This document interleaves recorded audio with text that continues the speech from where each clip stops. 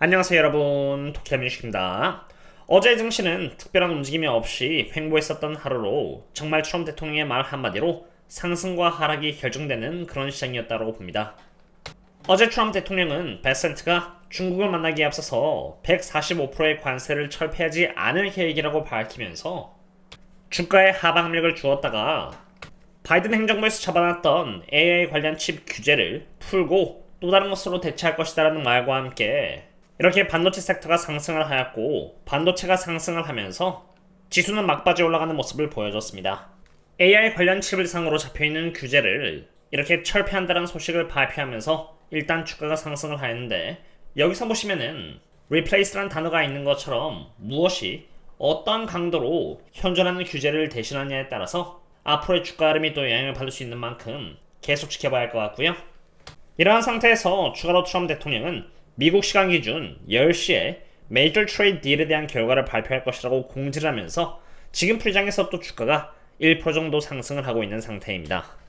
트럼프 대통령의 한마디 한마디가 단기적으로 증시의 움직임에 영향을 주고 있는 상태인데요. 이러한 상태에서 어제 FOMC 회의가 있었고 연준의장은 관세에 대한 불확실성을 언급하였고 금리 인하를 할 경우 인플레이션이 높아질 수 있다는 우려를 표하면서 시장이 예상하고 있었던 대로 여기 이렇게 1.8%의 금리 인하 확률에 따라서 동결을 하였습니다.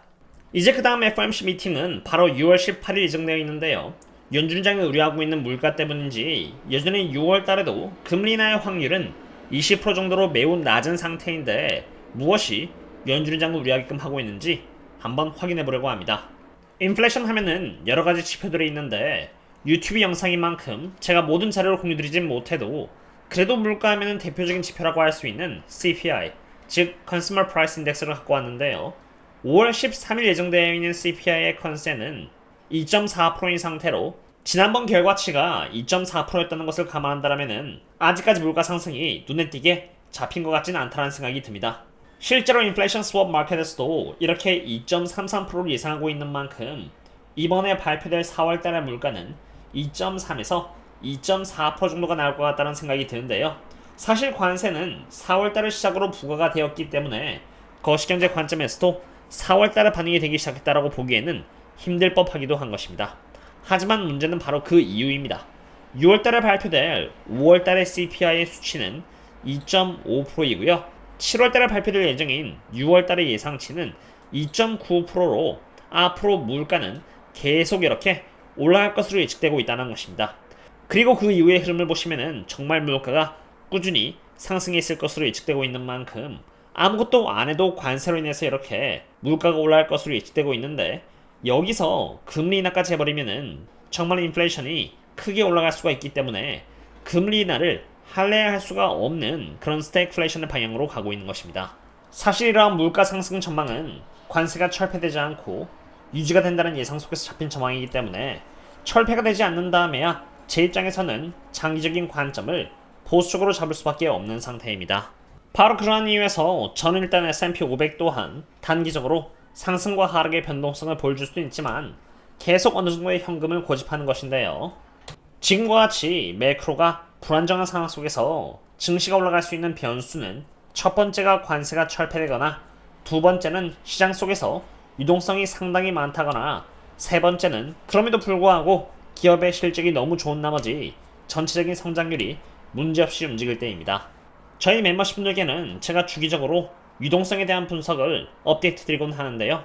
첫 번째 유동성 툴로 제가 참고하는 지표는 바로 CME 리퀴디티 툴로 시장 내에서 얼마나 많은 거래가 일어나는지를 직접적으로 보려고 하는 것인데, 확실히 유동성이 정말 많았던 2024년과 2023년에 비해서 지금 시장에서 유통되는 거래는 이렇게 너무 적다라는 것이 눈에 띄게 보여지고 있는 상태입니다.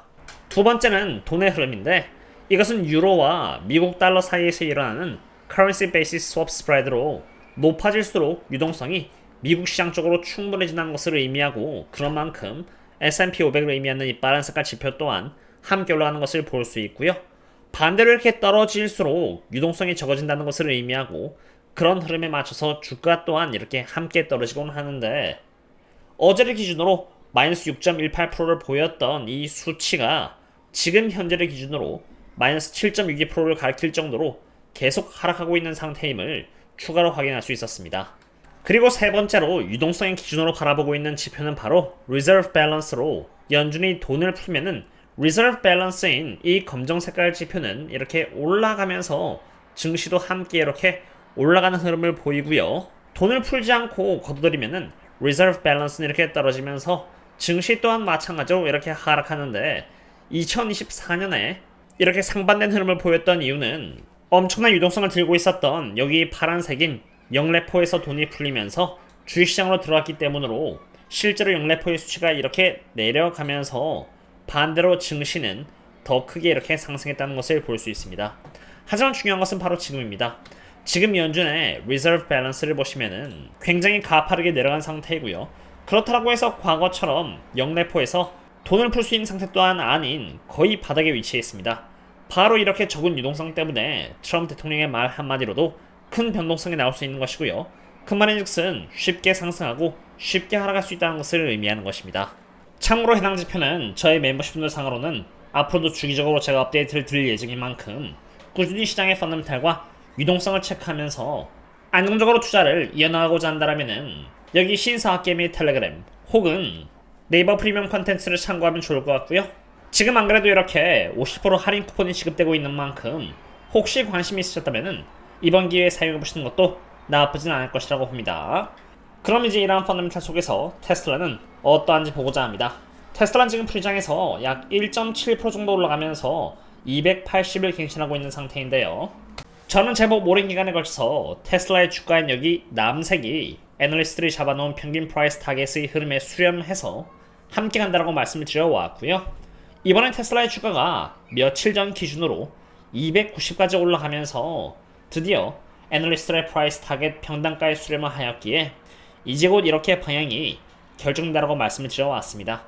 그리고 그 이후부터 과거에도 이렇게 동일하게 수렴을 한 뒤에 일정 기간 행보를 한 것처럼 지금도 마찬가지로 그런 기간을 겪고 있는 상태라고 보시면 되는데요. 두 개의 지표가 만난 지금 테슬라의 주가가 상승하냐 하락하냐는 애널리스트의 프라이스 타겟이 평균적으로 상승하냐 하락하냐에 달려있고요.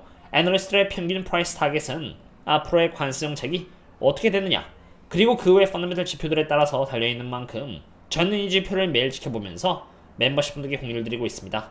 한 가지 확실한 것은 어제까지만 해도 287달러였던 테슬라의 프라이스 타겟은 오늘 기준으로 283달러로 내려왔다는 것이고요.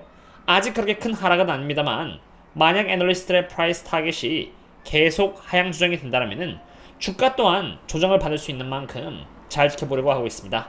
만약 애널리스트의 프라이스 타겟이 283에서 다시 올라가는 조짐을 보인다면 제가 바로 멤버십 분들께 말씀을 드릴 수 있도록 하겠습니다. 오늘은 인플레이션과 유동성 그리고 테슬라에 대해서 알아봤는데요.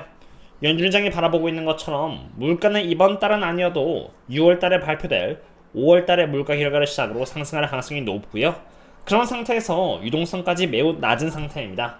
단타를 친다라면 나쁘지 않을 수 있겠지만 대통령이 어떤 말을 하루하루 할지 모르는 상황에서 변동성이 큰 만큼 저는 그냥 홀딩을 하면서 상황을 바라보려고 하고 있습니다.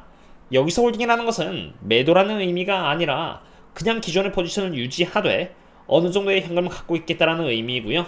제가 테슬라를 출마하게 된다면은 저희 멤버십분들 상으로 항상 그랬던 것처럼 말씀을 드리도록 하겠습니다.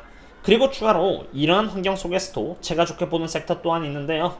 그러한 기업들 상으로는 제가 여기 개별 기업에 공유를 드리고 있고 오늘 밤에 또 추가로 업데이트를 드릴 예정인지라 랩콘을 참고해 주시면 좋겠습니다. 도움이 되셨다면 구독과 좋아요 부탁드리고요. 그럼 다음에 또 뵙도록 하겠습니다. 그럼 다음에 또 만나요. See you later.